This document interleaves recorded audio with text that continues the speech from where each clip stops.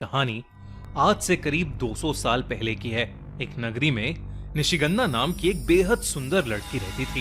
लेकिन एक दिन उस नगरी के राजा की नजर निशिगंधा पर पड़ी और वो उसकी सुंदरता का दीवाना हो गया।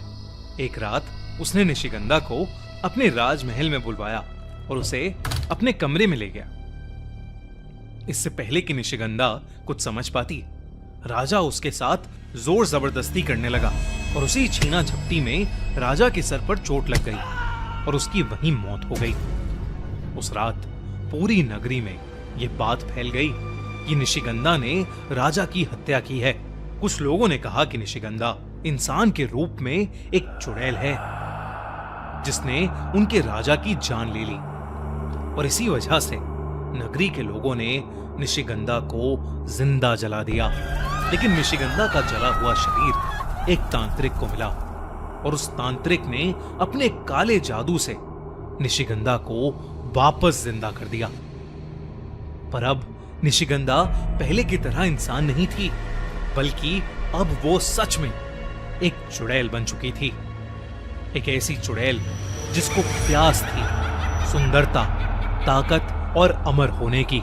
लेकिन उस तांत्रिक ने निशिगंधा चुड़ैल को बताया कि उसे अमर होने के लिए 16 श्रृंगार चाहिए थे। वही 16 श्रृंगार जो एक सुहागन की ताकत होते हैं। हर एक श्रृंगार की एक अलग ताकत है और उसको पाने के लिए उसे ऐसे आदमियों से शादी करनी होगी जो एक खास नक्षत्र में पैदा हुए हैं।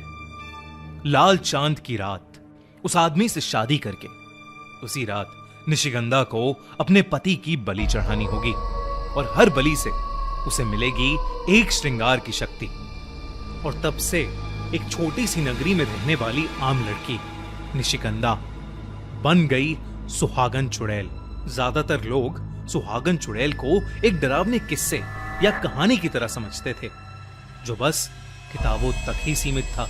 पर अर्जुन के साथ जो हुआ उसके बाद सुहागन चुड़ैल के होने या ना होने का सच हमेशा हमेशा के लिए साबित हो गया। यह कहानी अर्जुन और रानी की है। उन दोनों की नई नई शादी हुई थी और वो जयपुर में एक साथ रहते थे। एक दिन वो दोनों एक वीकेंड रोड ट्रिप से अपने घर वापस जा रहे थे। रास्ते में अर्जुन ने चाय पीने के लिए गाड़ी एक रेस्टोरेंट के पास रोकी। चाय की चुस्कियां भरते हुए अर्जुन और रानी आपस में बातें कर ही रहे थे कि तभी उस रेस्टोरेंट के अंदर एक बेहद खूबसूरत लड़की आई। वो लड़की देखने में इतनी सुंदर थी कि अर्जुन की आंखें मानो उस पर जम सी गई थीं। वो बस एक टक लगाए उसे देखे ही जा रहा था। रानी ने अपना हाथ उसके सर पर मारा जिससे अर्जुन वापस होश में आ गया। कुछ देर बाद वो लड़की अर्जुन और रानी के टेबल के पास से गुजरी और अर्जुन को उस लड़की से एक ऐसी खुशबू आई कि वो मदहोश हो गया। उसका शरीर मानो खुद से उस लड़की की तरफ खिंचा चला गया और वो अपनी कुर्सी से उठा और उस लड़की के पीछे चला गया। अर्जुन ने उस लड़की के पास जाकर उसे अपने साथ बिठाकर चाय पीने के लिए इनवाइट किया। वो लड़की अर्जुन और रानी के साथ ही टेबल पर बैठ गई। रानी अर्जुन की इस हरकत से बिल्कुल खुश नहीं थी और तो और रानी को वो लड़की बहुत अजीब सी लग रही थी क्योंकि उसने बेवजह बहुत सी एक्सेसरीज पहनी थी। उसके कानों में बड़े बड़े इयररिंग्स थे, माथे पर मांग टीका और हाथों में मेहंदी भी थी। इससे पहले कि रानी अर्जुन से कुछ कहती, उस लड़की ने अपना हाथ अपने मांग टीके पर लगाया और कुछ ही देर में मूसलाधार बारिश शुरू हो गई। यह बहुत अजीब था क्योंकि मौसम गर्मी का था और बारिश होने का दूर दूर तक कोई आसार नहीं था। बारिश होते देख अर्जुन ने उस लड़की को अपने साथ घर चलने के लिए इनवाइट कर दिया। रानी को अर्जुन की यह बात बिल्कुल अच्छी नहीं लगी, पर वो रूड नहीं होना चाहती थी, इसलिए उसने कुछ नहीं कहा और अर्जुन की हां में हां मिला दी।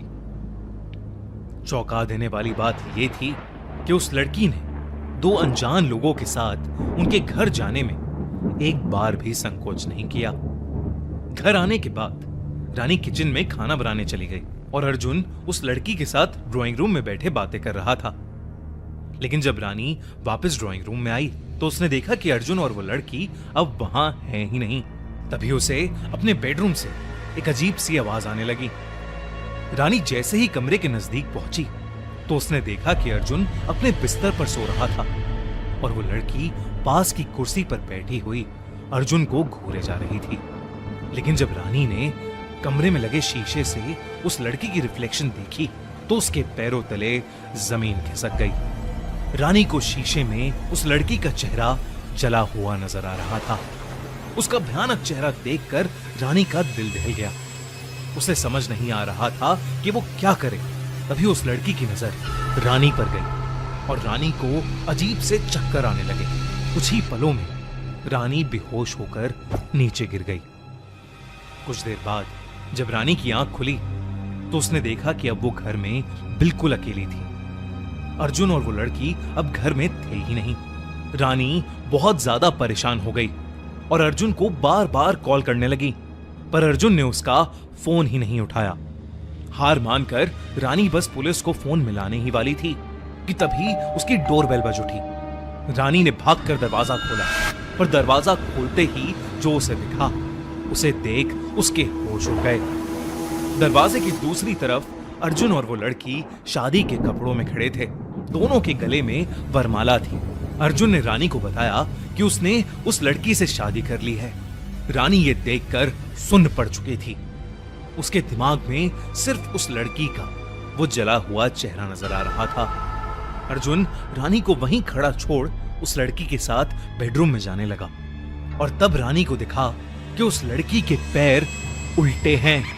रानी को अब यकीन हो गया था कि वो लड़की एक चुड़ैल थी जिसने अर्जुन को अपने वश में कर लिया था। रानी को समझ नहीं आ रहा था कि आखिर वो अर्जुन को कैसे बचा सकती है। उसने जैसे ही पुलिस को कॉल करने के लिए अपना फोन उठाया तभी उसे जोर से अर्जुन के चीखने की आवाज आई। रानी दौड़कर कमरे में पहुंची तो उसने देखा कि वो लड़की अपने असली रूप में आ चुकी थी। उस लड़की की बॉडी आधी जली हुई थी और उसका चेहरा बहुत भयानक दिख रहा था। वो जोर जोर से हंस रही थी। डर के मारे रानी की रूह कांप उठी थी। देखते ही देखते उस चुड़ैल के हाथों से मेहंदी निकलकर जमीन पर गिरने लगी और रेंगती हुई अर्जुन के शरीर पर चढ़ गई। उस चुड़ैल की मेहंदी ने अर्जुन को जकड़ लिया था। अब अर्जुन दर्द में चीखने लगा था, लेकिन रानी की आंखों के सामने उस चुड़ैल ने अपनी मेहंदी से उसे जान से मार दिया। इससे पहले रानी कुछ भी कर पाती, वो चुड़ैल रानी की आंखों के सामने से गायब हो गई। और अब सुहागन चुड़ैल ने ऐसे ही आदमियों का शिकार करते हुए 15 श्रृंगार की शक्तियां इकट्ठी कर ली हैं। अब उसके अमर होने का सपना पूरा करने के लिए उसे चाहिए अपना 16वां श्रृंगार। और अब उसका अगला शिकार है वज्रगढ़ के राजघराने का मोक्ष।